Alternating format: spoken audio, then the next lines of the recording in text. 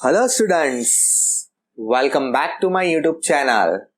मैं एलिश माधानी आज आपके लिए साइंस का एक नया चैप्टर लेकर आ गया हूं।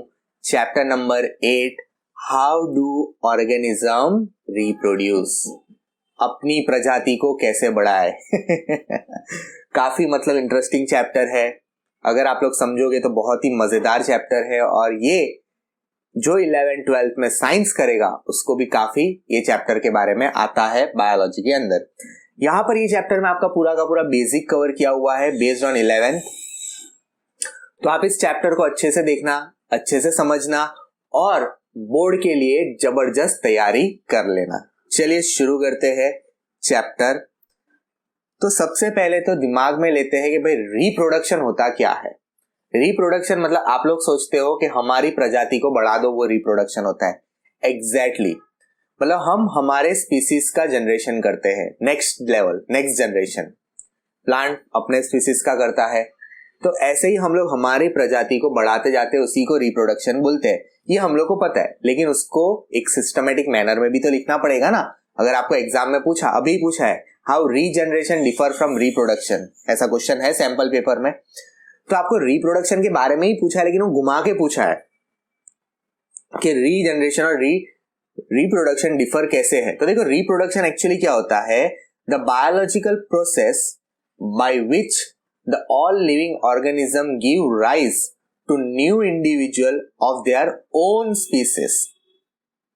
ओन स्पीसीज मतलब अगर कुत्ते का बच्चा होगा तो कुत्ते को ही जन्म देगा, इंसान होगा तो इंसान के ही बच्चे को जन्म देगा।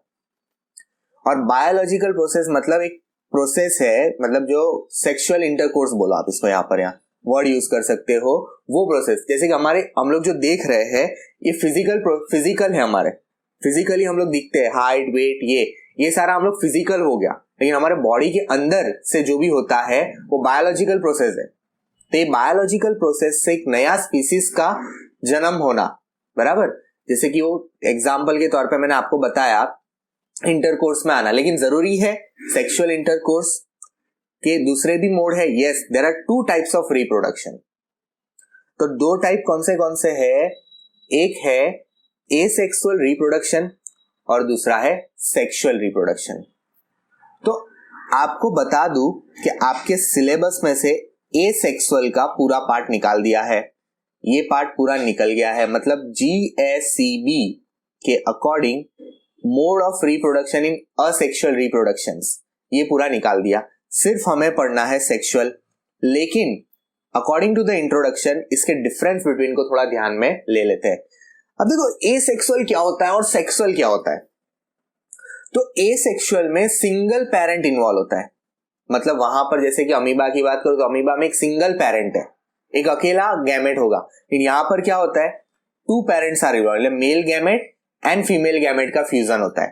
2 पेरेंट्स, हमारी जनरेशन ले लो, हमारे मम्मी पापा और हम आए, तो यहाँ पर 2 पेरेंट्स का इन्वॉल्वमेंट हुआ, मतलब मेल गैमेट और फीमेल गैमेट होता है। यहाँ कोई भी सिंगल पेरेंट होता है। Okay, asexual reproduction involve less variation और सेक्सुअल रिप्रोडक्शन इन्वॉल्व्स मोर वेरिएशंस। इसका मतलब क्या, हम लोग में देखो कितना वेरिएशन है। क्या आप एग्जैक्टली सेम दिखते हो? नहीं ना बच्चा, बहुत रेयर केस में होता है, बराबर। और असेक्सुअल में क्या होता है, वेरिएशन नहीं होता, ज्यादा चेंजेस नहीं दिखते। क्यों? बिकॉज उसमें सिंगल पेरेंट्स है, मतलब जैसा वो दिखने वाला है ऑलमोस्ट सिमिलर वो दिखेगा। लेकिन हमारे केस में ऐसा नहीं है, हमारे में वेरिएशन होती है। हो सकता है कि मदर फादर का कोई, समझो उनकी हाइट कम है लेकिन हम टॉल भी निकल जाते हैं, तो हमारे में वेरिएशन ज्यादा दिख जाता है। अब ऐसा क्यों होता है, तो वो नेक्स्ट चैप्टर में पढ़ना है, उसमें एक पूरा ट्रेट समझना होता है, first filial generation, second filial, उससे हम लोग समझेंगे। तो इतना समझ लो कि हमारे में वेरिएशन बहुत ज्यादा दिखते हैं। नेक्स्ट क्या है, with changing in environment asexual reproduction is not sufficient to sustain life, but with changing in environment sexual environment is essential to sustain life. अब इसका मतलब क्या होता है, क्योंकि देखो इसमें वेरिएशन कम आता है, इसमें चेंजेस बहुत ही कम होते हैं, तो ये एनवायरमेंट के चेंज के साथ नहीं रह पाएगा।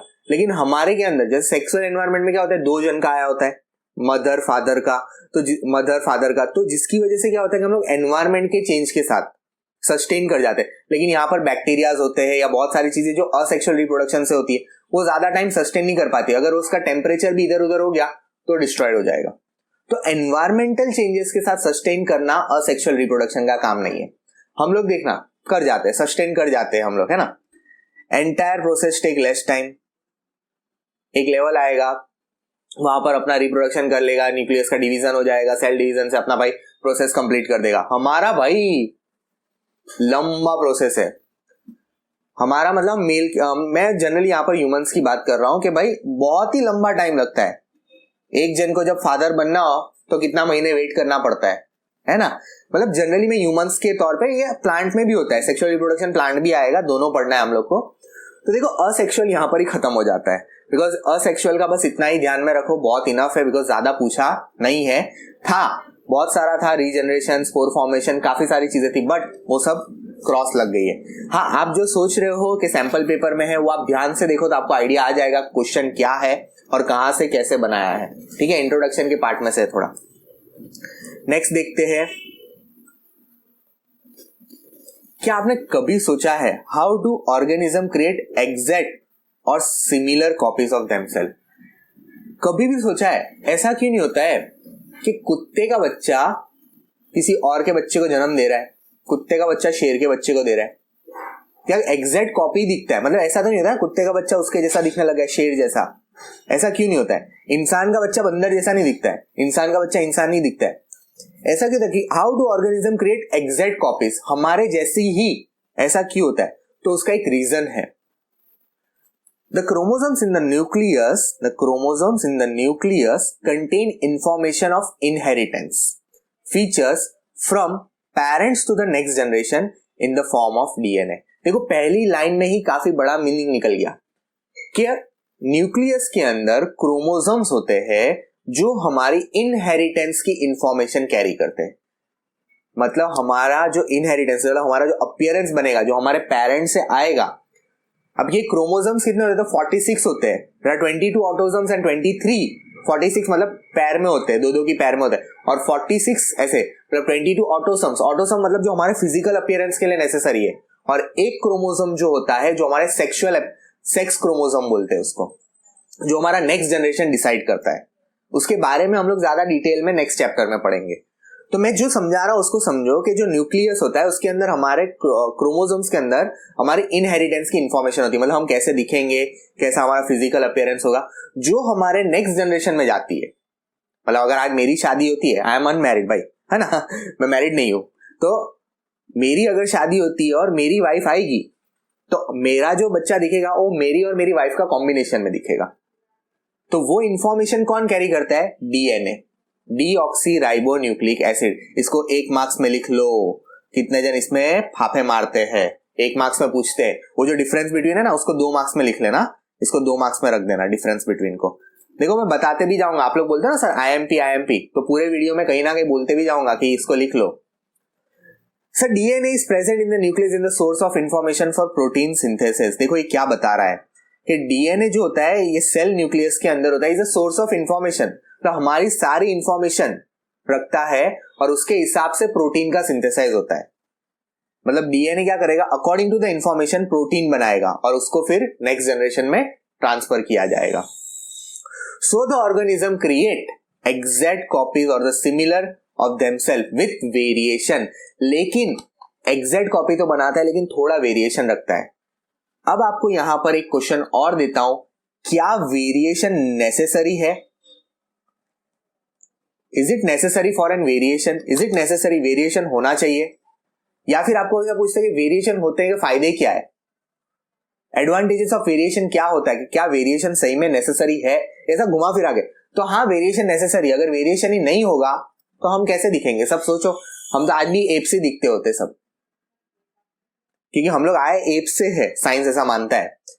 तो समझ लो वेरिएशन। तो आपको इसका जो और पॉइंट्स है वो मुझे कमेंट में बताना, एटलीस्ट 2 एडवांटेजेस इसके बताना कि वेरिएशन क्यों नेसेसरी है। ठीक है, अब importance of DNA in कॉपिंग। DNA की कॉपिंग में क्या इंपॉर्टेंस है? सालों के होता है सीआईडी, आप लोग देखते होंगे, तो भाई सीआईडी में बोलता है इसका डीएनए उसके डीएनए के साथ मैच कर रहा है, तो भाई डीएनए क्या है, एक सोर्स ऑफ इंफॉर्मेशन है हमारी, तो वो क्या करता है, उसका इंपॉर्टेंस क्या है? तो सबसे पहले तो transmission of hereditary information from parents to offspring. मतलब डीएनए ही डिसाइड करता है कि हमारे पेरेंट्स में से हमारे जनरेशन, नेक्स्ट जनरेशन मतलब हम लोग, हमारे में कितनी इंफॉर्मेशन आती है। और दूसरा, the formation of the variation by the changes in DNA leads to the species of evolution over a period of time. वो जो छोटा छोटा छोटा वेरिएशन बनता है ना, वो एक टाइम इतना बड़ा वेरिएशन लाता है तो कि बहुत ही पूरा चेंज हो जाता है। मतलब formation of variation change into lead of evolution of new species, एक नया स्पीसीज जनरेट करना। ये वेरिएशन के ऊपर पूरा एक टॉपिक है जो मैं नेक्स्ट उसमें आपको पढ़ाऊंगा चैप्टर में। वेरिएशन मतलब चेंज आना, एक इवोल्यूशन, बड़ा चेंज आना, छोटा मोटा चेंज नहीं होता है, एक कोई बड़ा चेंज आना। जैसे मान लो आज से 5000 साल पहले हम कैसे दिखते थे और आज 5000 साल के बाद कैसे दिखते हैं, है ना, कोई चेंज तो है ना। आज से हमारे थाउजेंड्स ऑफ इयर्स अगो हम कैसे दिखते थे और आज कैसे दिखते हैं, जो नेक्स्ट चैप्टर में आता है। डीएनए का स्ट्रक्चर कैसा है, कुछ ऐसा स्ट्रक्चर रहता है। और ये ओके, तो ये डीएनए का स्ट्रक्चर है आपका। अब बात करते हैं सेक्सुअल रिप्रोडक्शन की, कि सेक्सुअल रिप्रोडक्शन क्या है। A sexual reproduction is a process of combining DNA from the two different individual during the reproduction brought by the fusion of the male gamete and female gamete. ઓ સાહેબ આ ગમાયરા બહુ hard definition.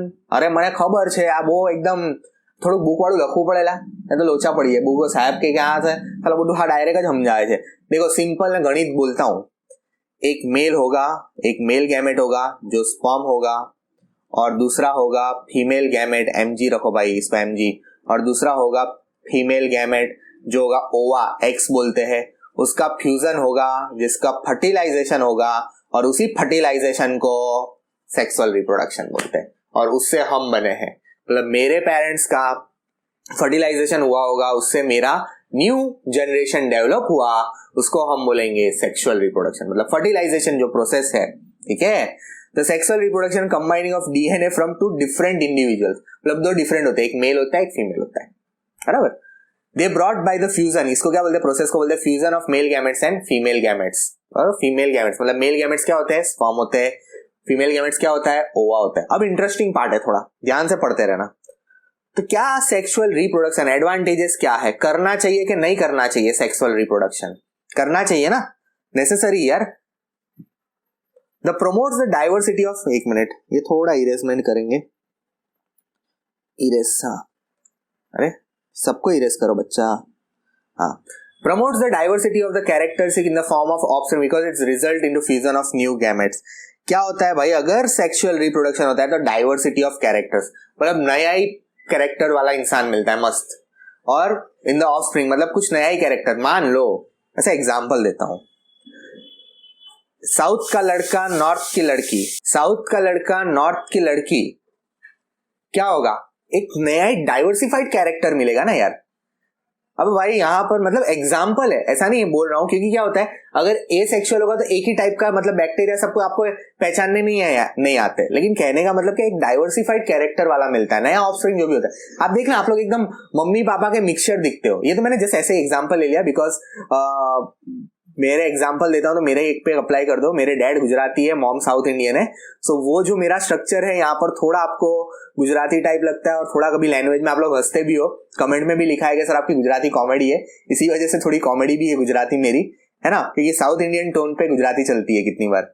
तो देखो, तो मैंने एक एग्जाम्पल दिया कि साउथ का लड़का नॉर्थ की लड़की, तो मजा कैसा आएगा, अय्यर बबीता की जोड़ी, अगर वो लोग का बच्चा होगा तो कितना डाइवर्सिफाइड कैरेक्टर दिखेगा, है ना, कितना मतलब। तो result into fusion of gametes मतलब प्रमोट्स द डाइवर्सिटी, मतलब एक डाइवर्सिफाइड कैरेक्टर वाला मिलेगा। दूसरा क्या है, sexual reproduction leads to the variation which are useful for ensuring the survival of species. देखो ये बहुत ही इंपॉर्टेंट पॉइंट है, हंसी मजाक तो अपनी जगह रहेगा, लेकिन सेक्सुअल रिप्रोडक्शन एक बड़ा लीड्स टू वेरिएशन, जो हमारे वेरिएशन होते हैं, एंश्योरिंग सर्वाइवल ऑफ स्पीसीज। मतलब अगर सिंगल पेरेंट से होगा तो अगर सिंगल पेरेंट से आता है तो इतना सर्वाइवल नहीं रह पाता है उसका, लेकिन यहाँ पर क्या होता है, दो का मिक्सचर होता है, दोनों का मिक्सचर होने की वजह से उसका जो सर्वाइवल होता है वो बहुत ही लंबा होता है।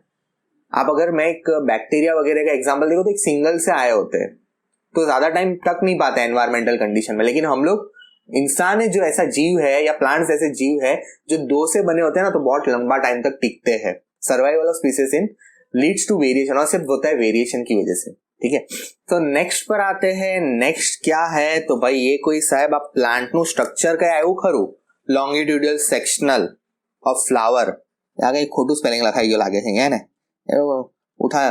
तो भाई यहाँ पर देखो क्या है, प्लांट रिप्रोडक्टिव सिस्टम। देखो यहाँ पर दो पढ़ाने वाला हूं, पहला प्लांट ने પછી આપણું ભણવાના છે હ્યુમન નું, હે ને, મજા આવવાની છે સાહેબ, મજા આવે, ચલો મજા જ આવવાની છે, આપણે મજા નથી લેવાનું પણ ભણવાનું છે અહીંયા, તેનું ध्यान रहे। तो प्लांट रिप्रोडक्टिव सिस्टम, भाई ये पूरा प्लांट का रिप्रोडक्टिव सिस्टम, भाई ये स्ट्रक्चर किसके प्लांट का है, कौन से फ्लावर का है, लॉन्गिट्यूडल सेक्शन ऑफ फ्लावर कौन से फ्लावर का है, तो ये है आपका हिबिस्कस, हिबिस्कस, बराबर, स्पेलिंग में मैं कमेंट मारी ठोकता मने, बराबर, हिबिस्कस। और इसका जो साइंटिफिक नेम है वो हिबिस्कस, अल्लाह कंट्रोल Z अपाएगी, एक मिनट है, पाछू लखी दो, हिबिस्कस, ओके। और इसका साइंटिफिक नेम है हिबिस्कस रोजा, रोजा, रोजा सिनेंसिस, બહુ અઘરું નામ છે, મેં બી લખી રાખેલું છે, સારું ગપ્પા પડી જાય, ઘણી વખત ભૂલી જવાય, એટલા બધા એમ।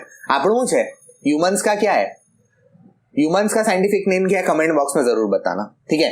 तो देखो ये जो फ्लावर का, ये जो फ्लावर है उसका साइंटिफिक नेम क्या है, हिबिस्कस रोजा सिनेंसिस, ये उसका साइंटिफिक नेम है। इसको दूसरे दूसरे नाम से भी पहचानने में आता है, तो एक हमारा जो अपना ट्रेंडिंग है चाइना रोज, हाँ चीना रोज जैसे भी हम प्रोनाउंस करता है, शू रोज, बराबर, जो भी आप बोलते हो, चाइना रोज है शू फ्लावर, सॉरी शू फ्लावर, रोज रोज પછી શુ ફ્લાવર। તો આ બે ચાર નામ છે જે તમારે ધ્યાનમાં રાખવાના છે। હવે નામ કેમ ધ્યાનમાં રાખવાના, કે આરા એક્ઝામિનર પૂછી નાખે છે આ લોંગિટ્યુડલ સેક્શનલ કોનું છે, સમજાવો, યા નેમ ધીસ લોંગિટ્યુડલ સેક્શનલ, ફિગર આપી દે તો આપણે લખવાનું, અમુક વખત કે રાइट द साइंटिफिक नेम तो लखवानु, तो ये सब नाम ध्यान में रखना। अब बात करते हैं फ्लावर के स्ट्रक्चर की, कितना मस्त दिख रहा है। तो सबसे पहले स्टार्ट करते हैं नीचे से, सेपल्स से। सेपल्स क्या होती है, तो सेपल्स एक ग्रीन कलर का ऐसा होता है, खुला हुआ रहता है मस्त, जो क्या करता है, सपोर्ट करता है, ये तो ऊपर का पार्ट होता है ना, उसको क्या करता है, सपोर्ट करता है। और इसके ग्रुप को हम लोग बोलते हैं कैलेक्स, क्या बोलते हैं, एलेक्स नहीं, कैलेक्स, कैलेक्स बोलते हैं, कैलेक्स के वाई प्लस दूसरा ये सपोर्ट करता है। और जब फ्लावर बना नहीं होता है, मतलब जब बर्ड कंडीशन में होता है, तो उसको जो आउटर लेयर को भी प्रोटेक्ट करता है, मस्त कली होती है, तो कली खुलती है, बंद खोल ऐसा होती है ना, मतलब बर्ड होता है तो बर्ड के उसमें कली ऐसे खुल जाती है, तो ऐसे खुलती है, तो तब जो बर्ड होता है ना उसके अंदर, मतलब जब ग्रोथ नहीं हुई होती है, तब उसके अंदर जो होता है उसको भी क्या करता है, ये प्रोटेक्ट करता है। फिर बात करते हैं पेटल्स की, जो मस्त रेड कलर के, मतलब जनरली आपने रेड कलर का फूल होता है तो आपने देखा होगा, मस्त खुला हुआ होता है आजू बाजू से। तो पेटल्स क्या करता है, पेटल्स के ग्रुप को पहले तो बोलते हैं कोरोला, ग्रुप ऑफ पेटल्स, मतलब बहुत सारी, एक नहीं होती है, बहुत सारी होती है, यहाँ पर एक बताइए आपको, तो उसको हम लोग बोलते हैं कोरोला। और ये क्या करता है, ये करता है अट्रैक्ट करता है। क्यों अट्रैक्ट करता है साहब, आनु आवे सालो अट्रैक्शन आते हो, मतलब आप जब फ्रेग्रेंस आती है ना, मस्त स्मेल आती है, फिर एक कलरफुल होता है, और ये नेक्टर, इसके अंदर क्या होता है, नेक्टर होता है, जो किसके लिए यूजफुल होता है, इंसेक्ट्स, इंसेक्ट्स को बुलाता है, आओ बच्चा आओ, साला जबरूज है, फ्लावर थे ना, इंसेक्ट ने बुलावे, जो पढ़ है सालो। तो ये अट्रैक्ट करता है इंसेक्ट्स को। अब इंसेक्ट्स का क्यों अट्रैक्शन होता है, बिकॉज यहां पर ये जो पार्ट है ये पूरा आपका एंथर है, एंथर एंड फिलामेंट, बड़ा ये लंबी सी रॉड है, ये एंथर है, और यहाँ पर क्या है, स्टेमेन है। क्योंकि प्लांट का जो रिप्रोडक्टिव सिस्टम चलता है, ये सारा रिप्रोडक्टिव सिस्टम इसी के ऊपर चलता है, इंसेक्ट के ऊपर। पॉलिनेशन जिसको बोलने में आता है, कि अगर वो नहीं आएगा तो इसका पॉलिनेशन कैरी आउट नहीं होगा। जैसे फर्टिलाइजेशन जो भी होता है वो इसकी वजह से होगा, तो इसके ऊपर पॉलिनेशन क्या है, तो 7th 8th में पढ़ा होगा, transfer of pollen grain from anther to stigma, जो यहाँ पर आता है। तो देखो यहाँ पर आप लोग को मैं ये समझाता हूं कि ये जो पूरा पार्ट है, ये स्टिग्मा, स्टाइल एंड पिस्टल, इसको हम लोग बोलते हैं पिस्टल। पिस्टल क्या होता है, पिस्टल एक फीमेल रिप्रोडक्टिव सिस्टम है, पूरा फीमेल का पार्ट है, फीमेल है, फीमेल पार्ट है। और ये जो एंथर और स्टिग्मा है वो मेल पार्ट है, ठीक है, वो मेल पार्ट है। ओवरी के अंदर ओवा होते हैं और ओव्यूल्स होते हैं, बराबर, ओवरी एंड ओव्यूल्स जो, बराबर, इसके अंदर होता है, जिसके अंदर फीमेल गैमेट्स होते हैं, और एंथर के अंदर मेल गैमेट्स होते हैं। एंथर के अंदर क्या होता है, मेल गैमेट्स होते हैं। इसको हम लोग डिटेल में पढ़ेंगे, लेकिन उसके पहले आप ये सब नोट डाउन करना है तो कर लेना, मैं थोड़ा क्लियर कर रहा हूँ बिकॉज मैंने आगे लिखा हुआ आने वाला है सब। देखो उसके पहले उसके स्ट्रक्चर को समझा देते हैं। Flower is the reproductive organs in the flowering plant. Yes, देखो रिप्रोडक्शन जो है वो दो तरीके से चलते हैं प्लांट्स के अंदर भी, एक वेजिटेटिव प्रोपोगेशन और दूसरा है फ्लावरिंग प्लांट्स। वेजिटेटिव में आता है रूट, स्टेम और लीफ, वो पार्ट निकल गया है बिकॉज वो असेक्सुअल्स में था। यहाँ पर हम लोग जो भी बात कर रहे हैं हम लोग सेक्सुअल्स की बात कर रहे हैं। तो भाई सेक्सुअल्स की बात कर रहे हैं, इसलिए फ्लावर जो होता है उसका रिप्रोडक्टिव ऑर्गन होता है। पार्ट्स ऑफ फ्लावर में आप लोग ने देखा सेपल्स है, पेटल्स है, स्टेमेन है, पिस्टल्स है। Among this stamens and the pistils are the reproductive organ. मतलब ये जो है जैसे मैंने बताया ये मेल गैमेट है और ये जो है ये पूरा मतलब यहाँ पर ये फीमेल्स, बराबर फीमेल का पार्ट है। गैमेट्स तो एक्चुअली इसके अंदर हो गए, जो पोलन ग्रेन्स होते हैं उसके अंदर पोलन ग्रेन्स होते हैं, ठीक है।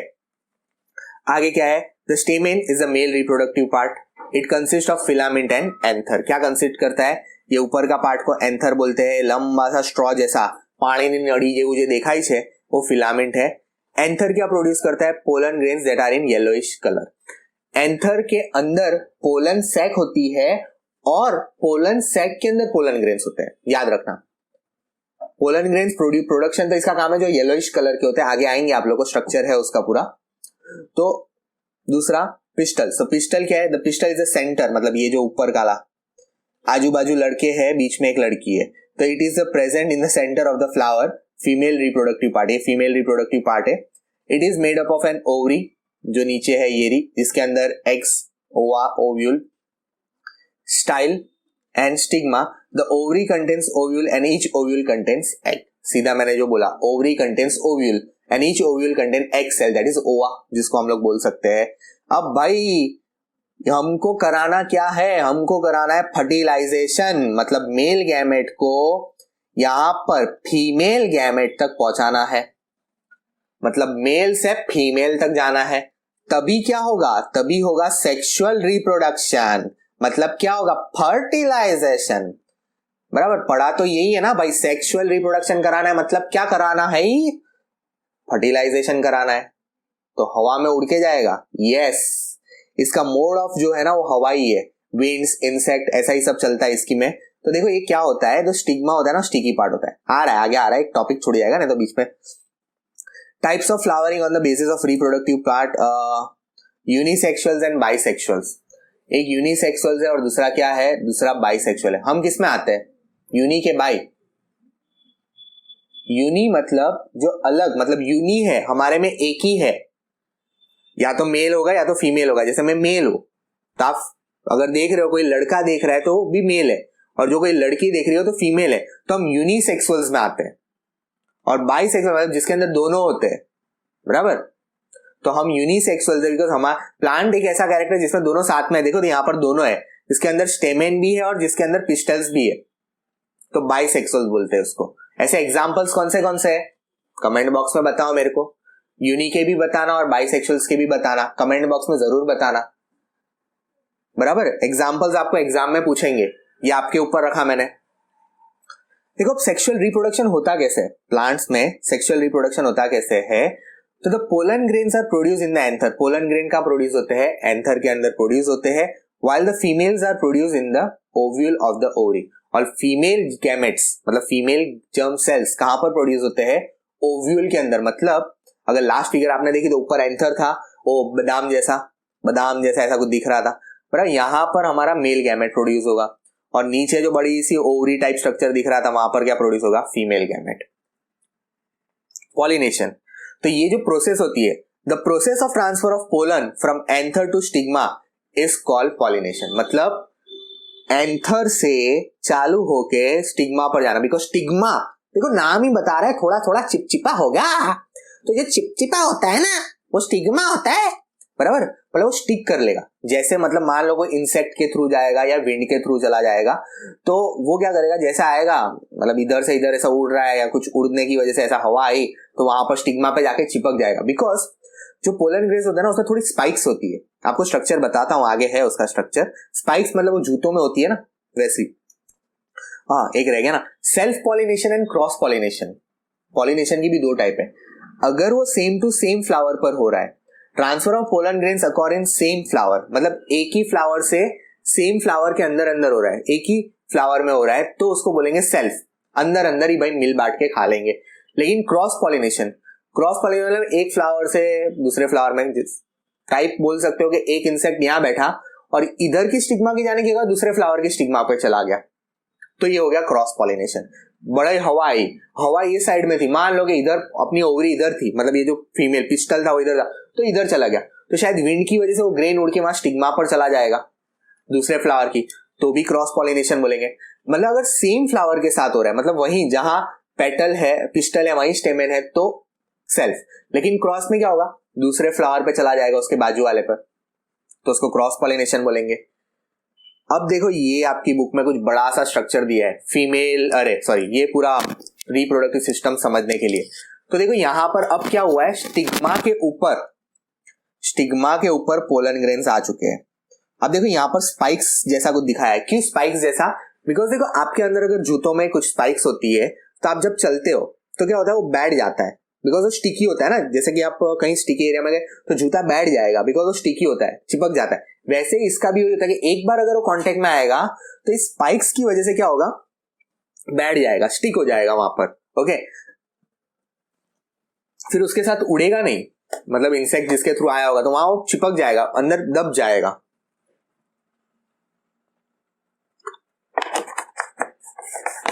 अब देखो एक काफी लंबा थियरी है fertilisation in plant, step by step करके बताता हूं। Once the pollen grains is deposited, they form the tubes called pollen tube। ये जो ट्यूब बनी है ना स्किनी कलर की, इसको हम लोग बोलते हैं पोलन ट्यूब। लेबल किया हुआ ये कि जैसे ही वहां पर पोलन ग्रेन्स बैठेगा स्टिग्मा के ऊपर, वहां पर क्या होगी, पोलन ट्यूब हो जाएगी, पोलन ट्यूब फॉर्म होगा। Once the tube grow inside the style, it reaches the ovary। मतलब यहां से ट्यूब का ग्रोथ, अभी यहां पर एक आएंगे, दो आएंगे, हमको नहीं पता, कितने भी आ सकते हैं।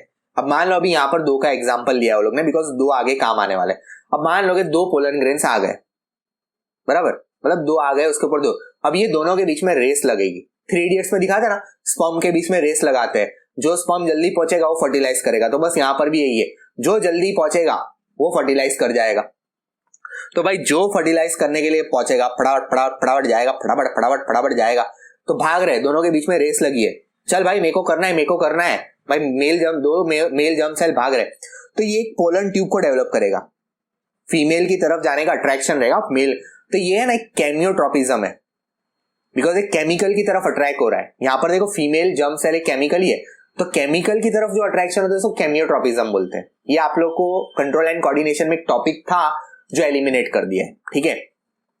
Then it enters the ovule through the small pore called micropyle। देखो आपने देखा होगा ये पूरा ऐसा घूम के आया है, यहां से नहीं आया, बिकॉज यहां से ये पैक है, तो वो क्या करेगा, पूरा ऐसा घूम के यहां से आएगा। तो छोटी सी जगह में से जहां से वो एंटर करेगा, जहां से ये पूरा ऐसा घूम के एंटर करेगा, आप लोग सोचे ऐसा सीधा सीधा एंटर नहीं हो जाता भाई, ये ऐसा ही है, ऐसा घूम के पूरा ऐसा थोड़ा डाइवर्जन दिया हुआ है इसको, तो डाइवर्जन की वजह से ऐसा घूम के जाएगा अंदर, तो घूम के अंदर जाएगा ना, उसको बोलेंगे माइक्रोपाइल। क्या बोलेंगे उसको, वो जहां से एंटर होगा, that place is known as micropyle. Inside the ovule they process a embryo sac, one male gamete fuses with the egg and the other fusion is called syngamy which produces zygote. अब यहां पर थोड़ा मसला है, देखो अब जो समझा रहा हूं उसको ध्यान से समझना। मान लो ये हमारा फीमेल गैमेट्स है, बराबर, यहां से वो आया मेल गैमेट और इसके साथ फ्यूज कर गया, इसके साथ फ्यूजन हो गया, बराबर। तो ये क्या करेगा, ये जाइगोट बना लेगा।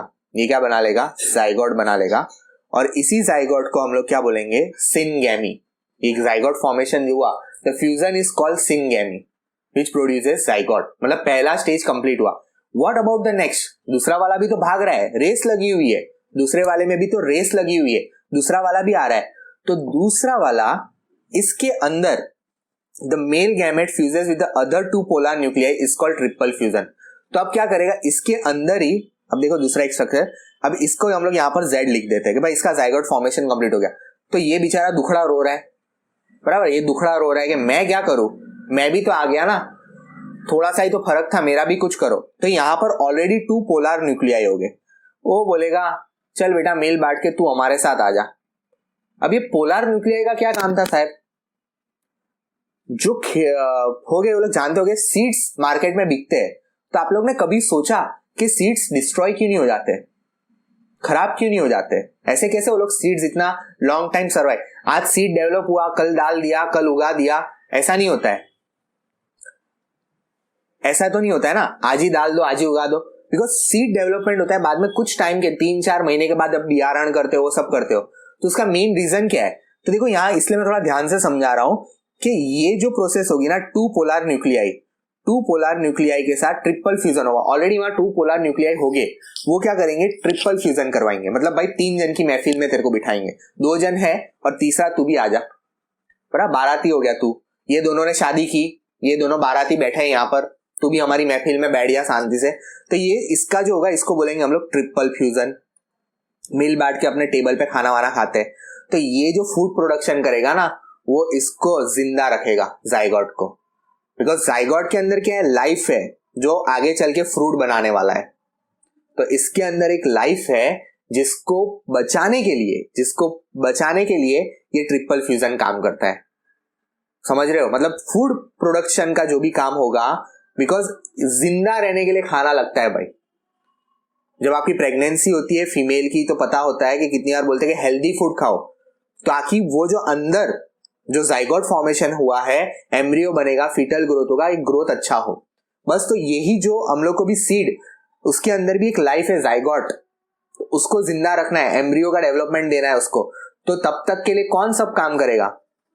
ये जो ट्रिपल फ्यूजन हुआ है ना, वो फूड का काम करेगा। सिंपल था ये, आपकी बुक में इतना घुमा फिरा के देते हैं एनसीईआरटी में, ये मैंने आराम से अपने लैंग्वेज में बनाया, ठोका है यहाँ पर। और यही फ्यूजन मतलब 2 बार हुआ। देखो, एक बार किसके किसके बीच में हुआ, एक बार हुआ मेल गैमेट और फीमेल गैमेट, उसको हम लोग ने क्या बोला, सिनगैमी। और एक बार ट्रिपल फ्यूजन हुआ, मतलब किसके बीच में हुआ, पोलार और दूसरा जो नया मेल गैमेट्स आया था, पोलार न्यूक्लियाई, और ये दोनों का हुआ, ये दोनों के मिला के हम लोग क्या बोलते हैं, डबल फर्टिलाइजेशन। तो आपको पूछते हैं what is double fertilisation? Double type fertilisation process between a 2 fusion where triple fusion occurs between 2 polar nuclei and a male gamete and the female gamete and male gamete। मतलब ये दोनों के बीच में जो भी फ्यूजन होगा, इसको हम लोग क्या बोलेंगे, double fertilisation. And the 2 fusion process occur in the embryo sac, मतलब ये जो पूरा सैक बनेगा उसको एम्ब्रियो सैक बोलते हैं। तो after the zygote divide several time, zygote का डिवीजन होगा और क्या फॉर्म करेगा, एम्ब्रियो फॉर्म करेगा विद इन द ओव्यूल, मतलब इसके अंदर ही।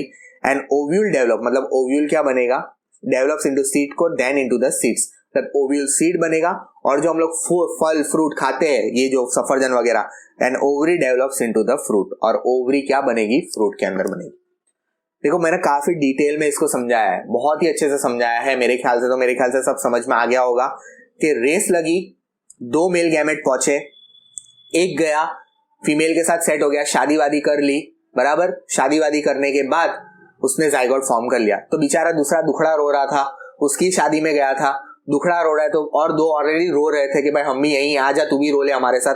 तो बैठ के वहां दूसरा दुखड़ा रो रहा है, और दुखड़ा रोते वो लोग ने 2 पोलर न्यूक्लियाई किए, बोले चल भाई उसकी शादी में आए, खाना तो खाते ही है, तो फूड प्रोडक्शन करेंगे, और वही फ्रूट प्रोडक्शन से इसको लाइफ करेंगे, मतलब इसको जिंदा रखेंगे। ऐसे आप इसको याद रख सकते हैं। और ये पूरी प्रोसेस जो होती है वो डबल फर्टिलाइजेशन बोलने में आती है। और एक जो होता है जाइगोट फॉर्मेशन, उसको सिनगैमी, और ये triple product, because 2 polar nuclei already is over there. Okay, अब बात करते हैं प्यूबर्टी एज की। What is adolescence? आप लोग ने ऑलरेडी पढ़ा होगा, क्या है ये अडोलेसेंस?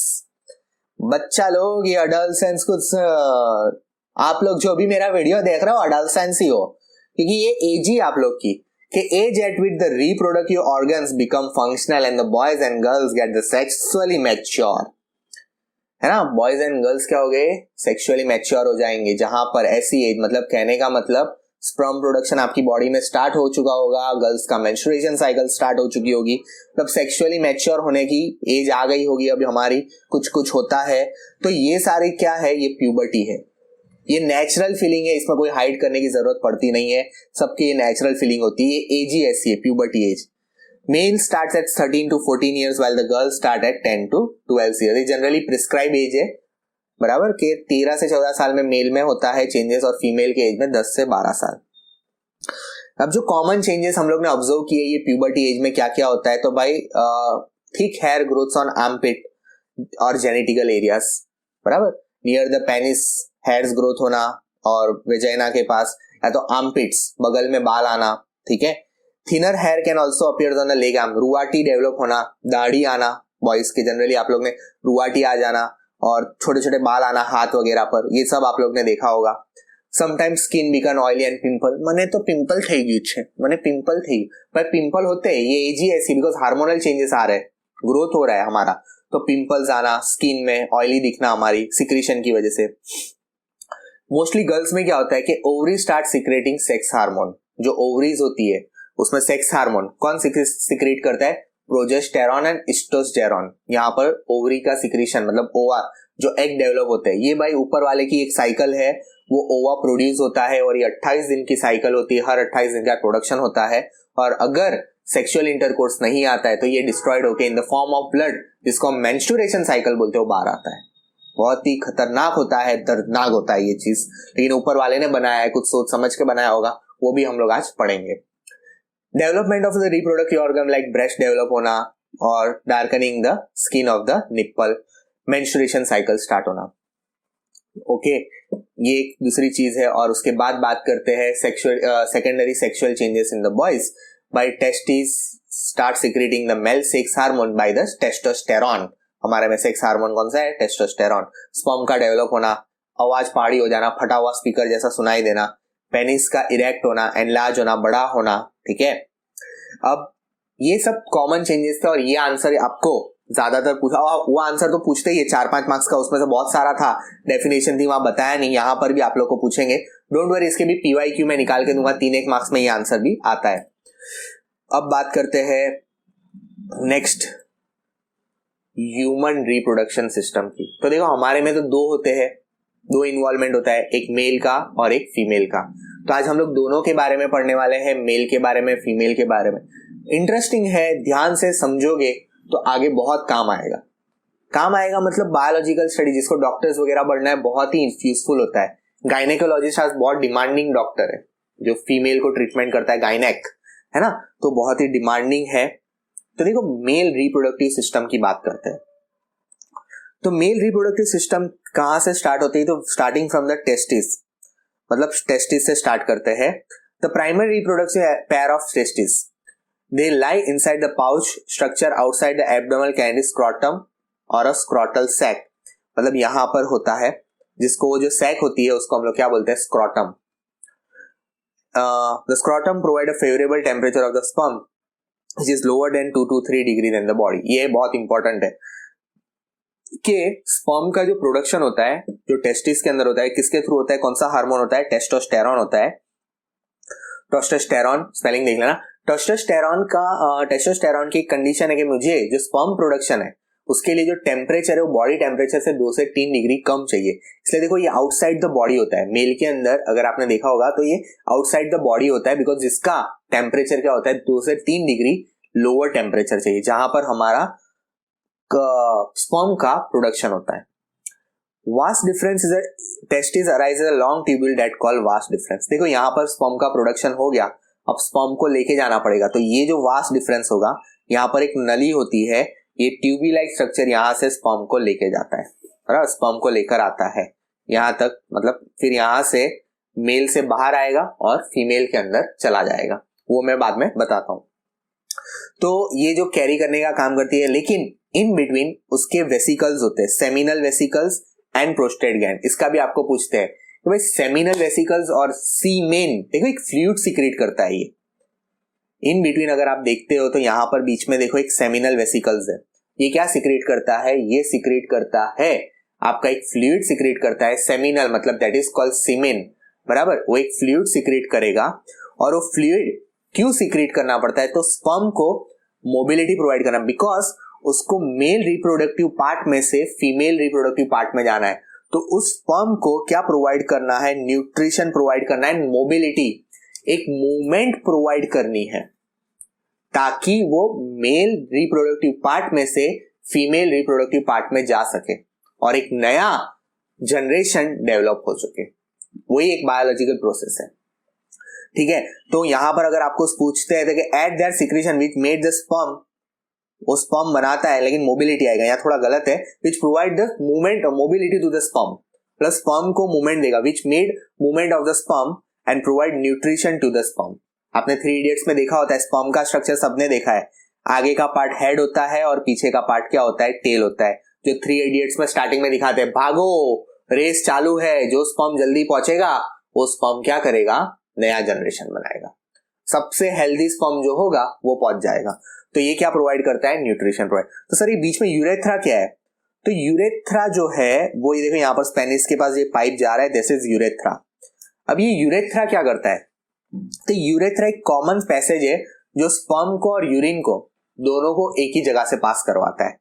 मतलब यहाँ पर देखो जैसे कि यहाँ से यूरेटर कनेक्टेड है, यहाँ पर यूरिन आ जाएगा, तो यूरिन की भी वही लाइन है पेनिस के अंदर से पास होने की, दैट इज यूरेथ्रा, वो लाइन का नाम है, और स्पर्म भी वहीं से पास होगा, मतलब स्पर्म भी वहीं से पास होगा। कंपैरेटिवली हमारा जो रिप्रोडक्टिव सिस्टम है वो काफी सिंपल है कंपेयर टू गर्ल्स। ओके, तो आई होप आप लोगों को समझ में आया होगा सारी चीजें कि हमारे अंदर स्पर्म का स्ट्रक्चर भी याद रखो, टेल एंड हेड होती है उसके ऊपर, और इतना ज्यादा इसमें है नहीं, आप लोग समझ गए होंगे। ओके, नेक्स्ट पर चलते हैं, फीमेल रिप्रोडक्टिव सिस्टम। अब हम लोग पढ़ते हैं फीमेल रिप्रोडक्टिव सिस्टम। तो देखो वहां से अब स्पर्म निकल चुका है, स्पर्म निकल गया है, स्पर्म को यहाँ पहुंचाना है, आ गया, मान लो ये स्पर्म आ गए यहाँ पर। अब यहाँ पर भी रेस लगी पड़ी होगी, कौन घुसेगा अंदर। तो देखो यहाँ पर सबसे पहले उसका स्ट्रक्चर समझते हैं कि one pair of the ovary lie inside the abdominal cavity of the woman, the female germ cells are formed in the ovaries, the ovary produce female sex hormone such as estrogen and progesterone. देखो यहाँ पर मैं बात कर रहा हूं ovary के अंदर की, मतलब इसके अंदर फीमेल जर्म सेल्स का डेवलपमेंट चालू हो जाता है, दैट इज कॉल्ड ओवा। ये ऊपर वाले की देन है, यूनिवर्सल ट्रूथ है कि हर 28 दिन के बाद इसका रिप्रोडक्शन चलते रहता है, बिकॉज ये ऊपर वाले ने बनाया है। एक बार अगर वो प्यूबर्टी की एज अटेंड कर लेंगी तो प्यूबर्टी एज अटेंड करने के बाद एग प्रोडक्शन होते रहते हैं, और अगर एग फर्टिलाइज नहीं होगा तो मेंस्ट्रुएशन के फॉर्म में, in the form of bleeding, वो बाहर आ जाता है। ठीक है, तो यहाँ पर एग्स का प्रोडक्शन चलते रहता है, लेकिन इन केस अगर वो स्पर्म के कांटेक्ट में आता है तो वो पक्का क्या होगा, फिर फर्टिलाइजेशन होगा, बिकॉज हमें यहाँ पर करवाना क्या है, फर्टिलाइजेशन ही कराना है। तो यहाँ पर क्या लिखा है, female germ cells ova are found in the ovaries, ovaries के अंदर ovary female sex hormone such as, उसके लिए कौन रिस्पॉन्सिबल है, एस्ट्रोजेरोन एंड प्रोजेस्टेरोन। जैसे हमारे में टेस्टोस्टेरोन है वैसे यहाँ पर एस्ट्रोजेरोन और प्रोजेस्टेरोन है। The funnel-like structure leads into the all correlated tubule called fallopian tube that are not attached to the ovaries। यहाँ पर ध्यान देना जो बता रहा हूँ वो कि भाई ये जो fallopian tube है या ओविडक्ट है, ये यहाँ से एग को लेकर आती है, ठीक है, और यहाँ से स्पर्म भी आ ही रहा है रेड कलर, और यहाँ से एग आ रहा है, मान लो, क्योंकि एट अ टाइम कोई एक में ही होगा तो हम इधर मानते हैं, लेकिन ये ना इसके साथ अटैच नहीं होता है। अटैच कब होता है पता है, जब मतलब यहाँ पर डेवलप हो जाएगा, ओवा डेवलप हो जाएगा तो यहाँ पर स्वेलिंग होती है, तो ये ओवरी थोड़ा स्वेल हो जाती है जिसकी वजह से अटैच हो जाएगा, और वहां से फिर क्या होगा, ये ट्रांसफर हो जाएगा, एग यहाँ पर चला जाएगा। ठीक है, वो थोड़ा डिटेल है, इसका आपका समझना नहीं, मतलब इतना समझ लो कि जब यहाँ पर एग प्रोडक्ट यूज होगा तो एग प्रोड्यूस होने के थोड़ा ये सूज जाता है, स्वेल हो जाता है, और स्वेल होने की वजह से ये इसके साथ अटैच, इसलिए यहाँ पर लिखा है fallopian tubes are not attach to ovaries. Fallopian tube attach नहीं होती है ओवरी के साथ। ठीक है, फिर क्या रहता है कि the fallopian tube both the side open into the elastic bag like structure called uterus। यहाँ पर आ गया, यूटेरस में आ गया, बराबर। और the implantation and development of the embryo occurs here, means यहाँ तो जाइगोट फॉर्मेशन होगा, स्पर्म पहुंच गया होगा, जाइगोट फॉर्मेशन करके लेकर आएगा, कंप्लीट होगा, लेकिन the implantation of embryo occurs, मतलब यहाँ पर जाइगोट के बाद का जो सेवरल टाइम डिवीजन होता है तो एम्ब्रियो डेवलपमेंट होता है। यहाँ पर क्या होता है, यूटेरस के अंदर एम्ब्रियो डेवलपमेंट होता है, और ये क्या है, ब्लैक स्ट्रक्चर, वो भी मैं आपको समझाऊंगा, ये ब्लड सेल्स है सारे, बराबर, ये मैं आपको समझाऊंगा। Through the cervix the uterus open into the structure called vagina. तो भाई ये पूछते हैं the sperm enters through cervix of, cervix के थ्रू मतलब जो वजाइना उधर तो है वहां से एंटर करता है, opening outside vaginal opening, the sperm enters the vaginal opening during the sexual intercourse. In case अगर सेक्सुअल इंटरकोर्स होता है और अगर स्पर्म और ओवा कांटेक्ट में आते हैं तो नेक्स्ट जनरेशन डेवलप होने का चांस होता है ना। प्रेगनेंसी इसी को बोलते हैं, this is only called pregnancy, कि भाई यहां से जब एंटर होगा मतलब सर्विक्स के थ्रू स्पर्म क्या हो जाता है, एंटर हो जाता है और फिर वहां पर डेवलपमेंट स्टार्ट होता है, जाइगोट वगैरह। तो इसी था फीमेल रिप्रोडक्टिव सिस्टम। लेकिन आपको अभी तक मैंने ये नहीं बताया कि ब्लड के फॉर्म में बाहर कैसे आता है, तो मैं आपको समझाता हूं कि भाई मेंस्ट्रुएशन, उसके लिए हमको क्या समझना पड़ेगा, मेंस्ट्रुएशन काफी अग्री है कि ovum is release from the ovary by the process of ovulation. मतलब जहां से ओवरी रिलीज होती है हर ओवम में, हर मंथ में देखोगे आप लोग जनरली 28 दिन का कोई पीरियड है यहाँ पर, तो ओव्यूलेशन बोलते हैं उसको। At the same time changes occur in uterus and the vagina. तो जैसे ओव्यूलेशन होगा, एग डेवलपमेंट होगा, तो वहां पर यूटेरस में भी चेंजेस आते हैं। तो क्या चेंजेस आते हैं, तो inner thick lining get prepare to receive the developing zygote. Because अगर उसको ऐसा लगता है, मतलब यूटेरस ये समझता है कि भाई अब ओव्यूलेशन हुआ मतलब स्पर्म आने वाला है, स्पर्म आएगा और जाइगोट का डेवलपमेंट होगा, ऐसा वो समझता है। सॉरी, डेवलपिंग जाइगोट आएगा और हमको उसको एम्ब्रियो मतलब एक नया जनरेशन डेवलप करना है। But if the fertilisation does not occur, लेकिन ऐसा थोड़ी है कि भाई 10-12 साल में ये चालू हो गया और फर्टिलाइजेशन हो रहा है, नहीं, एक टाइम पीरियड होता है कि भाई जब शादी वगैरह होता है, जब आगे मैरिज वगैरह तब होता है। लेकिन उसके पहले क्या, तो if the fertilisation do not occur the thin layer of the uterus break down. और जो ब्लैक ब्लैक लेयर बताई थी ना, वो ब्रेक डाउन होती है along with the blood vessels and move out of the vagina in the form of bleeding। तो ये ब्लीडिंग क्यों होती है, तो ये ब्लीडिंग इसकी वजह से होती है यूटेरस में जो वॉल डेवलप की थी ब्लड वेसल्स की, वो उसको बोलते हैं हम लोग मेंस्ट्रुएशन साइकिल। तो अब आपके मन में डाउट आएगा कि सर ये ब्लड साइकिल क्यों डेवलप की थी, ये ब्लड वेसल्स क्यों डेवलप किए थे। तो बच्चा वहां पर एम्ब्रियो का डेवलपमेंट होने वाला है, दैट इज प्लासेंटा, जिसको न्यूट्रिशन प्रोवाइड करना पड़ेगा, नहीं तो बच्चा मर जाएगा। फूड न्यूट्रिशन नहीं मिलेगा, ग्रोथ नहीं मिलेगा, तो बच्चा डेथ हो जाएगी। तो उसकी वजह से, मतलब ये एक रीजन बता रहा हूं, तो वो सब आगे आ रहा है। तो अगर वो फर्टिलाइज नहीं होगा तो in the form of blood वो सारी चीजें क्या आ जाएगी, बाहर आती है, और वो बहुत ही दर्दनाक पेन होता है, बहुत ही ज्यादा। This last for 2 to 8 days। This cycle event takes place after 28 days। Menstruation period का साइकिल कितना है, 28 days, mark by the menstruation flow called menstruation cycle. और इसको मेंस्ट्रुएशन फ्लो जो होता है उसको हम लोग मेंस्ट्रुअल साइकिल बोलते हैं। During the progression ovulation and the menstruation stop till the birth of next child.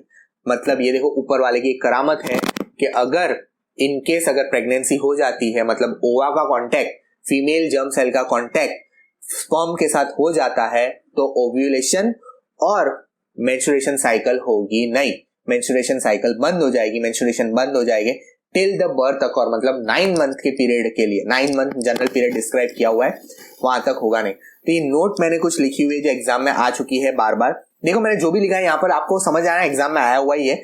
PYQ आपको मैं दे दूंगा थोड़े टाइम में। The first menstruation cycle that occurs by the puberty is called menarche. देखो ये डेफिनेशन या कुछ भी पूछ सकते हैं कि मेनार्क किसको बोलते हैं, तो पहला मेंस्ट्रुएशन साइकिल जो गर्ल का होता है after attending the 10 to 12 years, उसको हम लोग बोलते हैं menarche. And the woman reaches 45 to 50 years, the menstruation cycle become irregular and at last stop. This is called menopause। मतलब एक ऐसा टाइम आएगा कि वुमन की एक ऐसी एज हो जाएगी कि जहां पर उसका मेंस्ट्रुएशन साइकिल कंप्लीटली स्टॉप हो जाता है, उसको बोलते हैं menopause. That is generally 45 to 50 years। अब एक डाउट आएगा कि सर आगे का थोड़ा बता रहा हूं कि इनकेस अगर इस टाइम पे अगर नहीं हो रहा है, मेनोपॉज हो गया, तो क्या प्रेगनेंसी पॉसिबल है।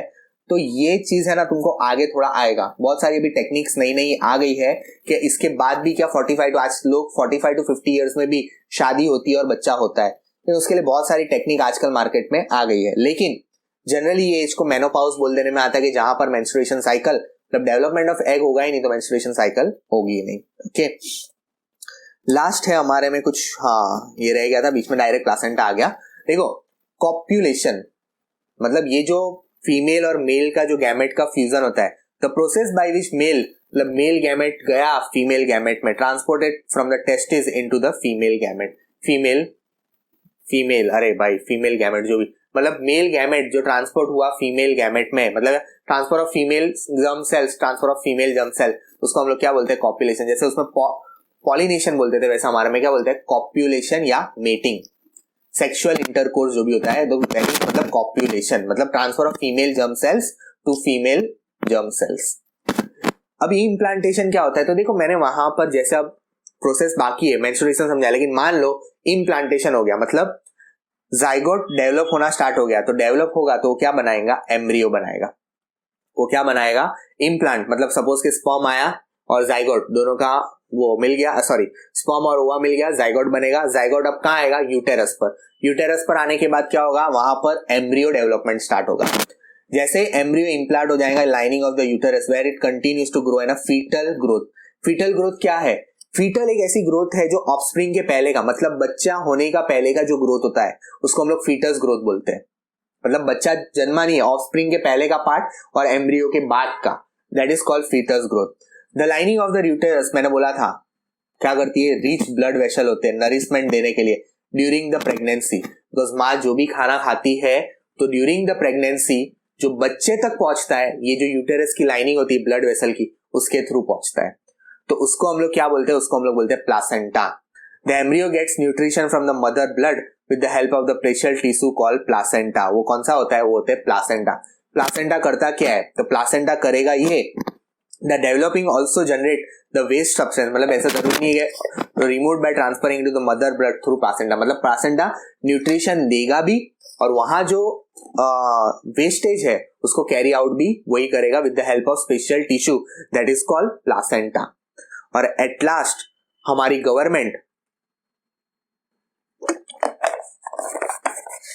जिस पे फोकस कर रही है कि भाई कंट्रोल करो, पॉपुलेशन घटाओ, पॉपुलेशन कंट्रोल करो, तो बायोलॉजिकल वे में 3-4 मेथड्स को डिस्क्राइब किया। आपकी बुक में 3 है, मैंने इसको ज्यादा पार्ट में कर दिया है बिकॉज मैं रेफरेंस बुक का ज्यादा कितनी बार यूज कर लेता हूं।